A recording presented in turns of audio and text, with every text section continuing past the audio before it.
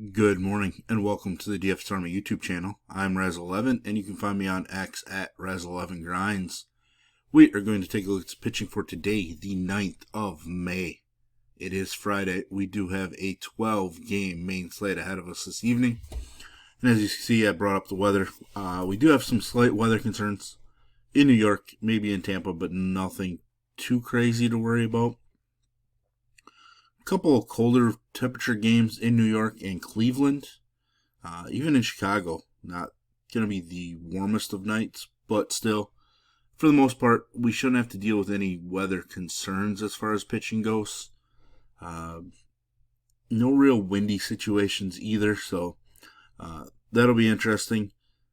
It is interesting, though, that the second warmest game is in Minnesota, of all places, this evening, so that might push us off of a couple pitchers in that matchup, even though I think it's a spot where we normally would play pitching.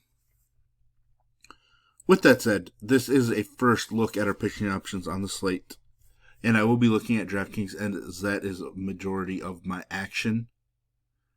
If you do play on FanDuel, I would cut my pool into a half, as you don't have to be as creative. Pricing isn't quite as tight, and you don't have to worry about playing a non-upper tier-ish pitcher with the stacks you want. All right, let's jump in. We'll start with this first game in Tampa Bay. Obviously, you mentioned a little bit of rain issues, but it's a game with a total of 9.5. Now, I guess I'm going to go on a sidetrack here. We have a lot of high game totals in this, and we also only have 5 pitchers on this slate of 24 with K-props of 5.5 or better. It means 19 pitchers have K-props of 4.5 and under on the slate. Not the best spot for pitching. It's actually really frustrating as a guy that loves pitching. This Tampa Bay game, 9.5. Boston, Kansas City, 9. Minnesota, San Francisco, 9. Obviously, Coors at 11.5. Orioles, Angels, 10. Dodgers, D-backs, 10. Yankees, A's, 11. A lot of high numbers to look at. So, with that said, what are we going to do with this first game? Probably going to end up off of the pitchers, and I don't necessarily want to. The reason being, Tampa Bay, left-handed pitchers against Tampa Bay. We've said it a lot this week. Quintana coming off a real bad start, but he had been really strong for the Brewers in his first 4 starts. I still want to find a way to use him. I'm just not sure I'm going to be able to. Zach Littell, he's a guy that's got some upside, and the Brewers' offense, I believe, is still struggling. I haven't looked at offensive numbers, but they have been struggling quite a bit. Big issue is Littell is not really striking anybody out right now. He's a fly ball pitcher. Fly ball pitchers in this ballpark, probably not a good combination. So right now, I think if I'm going to use either guy, it's going to be Quintana. But we're going to have to make some decisions, as the afternoon comes down. It might be as simple as trying to find a lineup where a guy might be sitting and resting, and that might tilt us to the spot where we want to use a pitcher. Clay Holmes has been really strong for the Mets. Really solid, etc. Just 5 strikeouts over the last 11 innings. I do worry about him hitting some various walls throughout the year as he's, a relief pitcher going into starting. And he's been a relief pitcher at the major league level for a while now. So I'm not sure I can get to Holmes. The game total is just 7.5 in this one. He is a 155 favorite, minus 155, but man, do we really want to use pitching against the Cubs? Maybe. I'll probably use one of the 2 pitchers in this matchup. Holmes' K-props at 4.5 with juice on the over. Tyon's is at 4.5 with juice on the under. So a lot of things lead towards Holmes. Neither of them have a win prop yet, so I do want to see what those numbers look like. But I may just end up with going with Holmes, even though it's a worry. But 2 games in, as you can see, 2 questionable pitchers and then 2 guys that are just going to be on the outside. Philly, Cleveland, Aaron Nola started out the season extremely rough. Has turned it around the last 2 starts. It's a great pitching environment. Game total of 8 with juice on the under. Nola is one of the 5 pitchers with a K prop of 5.5. Gavin Williams is as well, actually, but he's not somebody I'm interested in. I'm just not. I pretty much have decided to start passing on Gavin Williams. He does have K upside, so that is intriguing. He's allowing a ton of hits at home, ton of base runners. I just don't really want that against a team like Philadelphia with all the upset that they have in their lineup. So it is going to be Nola for me, even though I think Cleveland's a so-so matchup for him. Getting that extra day of rest, definitely key after he threw 109 pitches in his last start. Marlins White Sox. Max Meyer at 10.2K price tag. Such a huge jump. Obviously, super talented young arm. Dominated the Reds with a ton of strikeouts, but the last 2 starts, not been good. Obviously, those last 2 starts against very dangerous offenses. So we do understand that. He was solid against the dangerous Arizona squad. Great against the strong Mets squad as well. Even decent against Atlanta. So there's just a ton of upside. He's going to be one of the more popular, I think, even though of his price tag. He has the best win odds on the slate at 105 plus 105. K prop of 5.5 with juice on the over, which is tied for second best.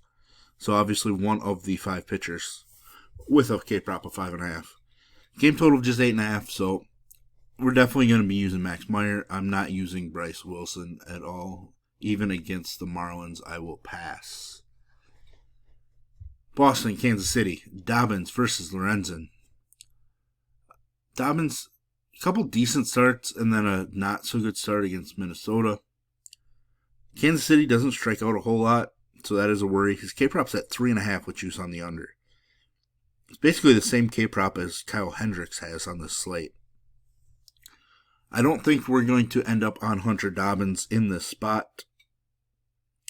Despite Boston being a minus 120 favorite, he is plus 200 during the W. Michael Lorenzen, coming off of a game where he just allowed a ton of home runs, obviously a worry, but he has the ability to be strong. He's been at his best when at home. Maybe he's in play, just because we know Boston can strike out quite a bit. His K-prop's just 4.5. It's basically a pick'em. He's plus 190 during the W despite Kansas City being the underdog. So he has better win odds than Dobbins on the other side. I think Lorenzen kind of falls in with the Quintana and Clay Holmes grouping as somebody that we just might have to stomach and play this evening. San Francisco, Minnesota. Talked about the weather in Minnesota. Strong hitting weather. Pitchers aren't the greatest. Hicks could surprise and dominate. I think he probably is the play over Chris Paddock. The Giants are minus 112 favorites. Game total 9. Juice on the over. Hicks is plus 180 during the W, which is better than Paddock's plus 240. And his K-prop sitting at 4.5 as a pick'em. I think he's the play despite Minnesota being on a 5-game winning streak. I think Hicks is the play over Paddock. Paddock's just never a fun roster, so I just don't think I want to go there. I might be a big fan of San Francisco mini stacks on the slate, even their main stacks, but I'm sure I can find a 2-man mini stack that stands out a ton for me on the San Francisco side. Maybe Jung-Ho Lee and Mike Yastrzemski as an example. Cincy, Houston. This is probably a matchup that's going to see plenty of ownership on the pitchers. Cincy can strike out a ton. We saw the Max Meyer elite game. Schwellenbach shut them down for most of last night. Hunter Brown, K-prop of 6.5 with juice on the over is the number 1 K-prop on the slate. He's plus 140 during the W. Game total in this one's just 7.5 with juice on the under, which is the lowest, or tied with Toronto and Seattle as the lowest on the slate. Houston's minus 180 favorite. Hunter Brown at home has been dominant, even more dominant than on the road. He's coming off of a not-so-great start against the White Sox, and by not-so-great, I mean he gave up 3 runs in 6 innings, still put up 25 fantasy points. Everybody thought he was dead in the water after that first inning, and then he bounced right back. He struck out 9 in 3 straight starts. should be one of the highest owned, if not the highest owned pitchers on the slate. I'll try to bring up ownership, see if we have that here as we go along. Nick Martinez has looked pretty good the last two. I think he's in play just because this Houston lineup is weakened without Yordan Alvarez. His K-prop's just 4.5 with juice on the under. That's kind of a worry. There isn't a ton of upside in it at those numbers. But I do think he's probably a better option than even like a Jordan Hicks is in the game prior to this. San Diego, Colorado. I'm just not going to go there. I never play Randy Vasquez anyways, so we'll just rely on the offense in that spot. Shigano and Kyle Hendricks. Such an interesting scenario. This game's got a total of 10, which blew my mind. The Orioles are minus 148 favorites. Shigano's K-prop's just 3.5 with juice on the over. Hendricks 3.5 juice on the under.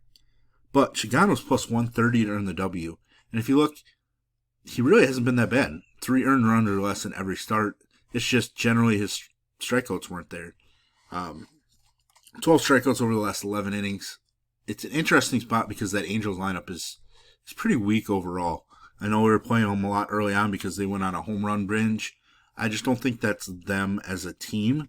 So, as gross as it feels, Shigano might make my player pool tonight. Kyle Hendricks coming off of a dominating performance against Detroit, but we see how much he dominated through 7 2/3.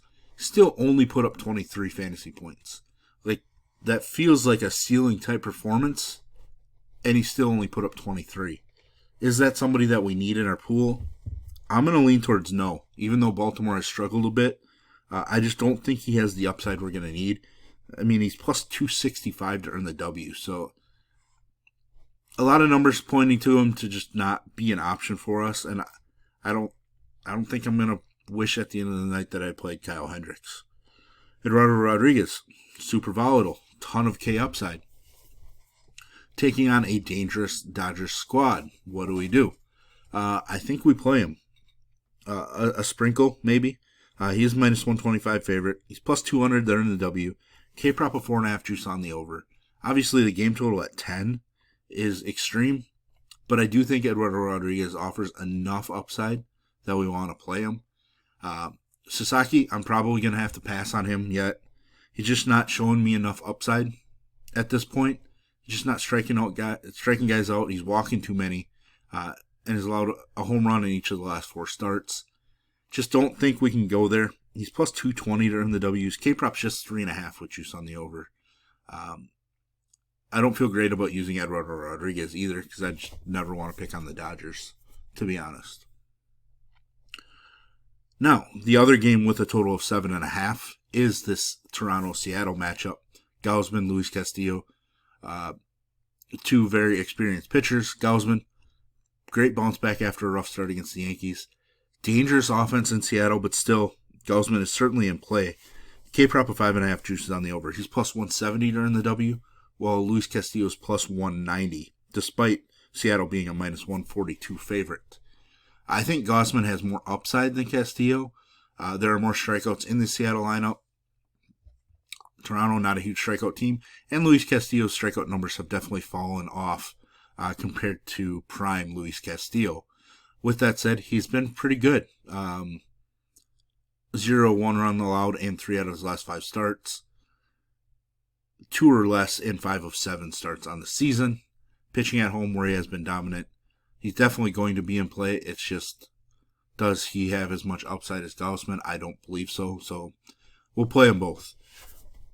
This last game, just too much offense. Pitchers are pretty questionable. I'm just not going to go there. I'll gladly pass on pitching in this last game. So there we have it. There's a first look at pitching on this 12-game slate. If you enjoy what I bring to you, please hit the like button, hit the subscribe button, turn the notification bell on, get the alert anytime we drop videos here at DFS Army. If you want to join us, get access to our coaches, tools, sheets, Discord, etc., I will put links in the description below. You can use promo code RAZ, that's R-A-Z, for 10% off monthly. And as always, best of luck, everybody.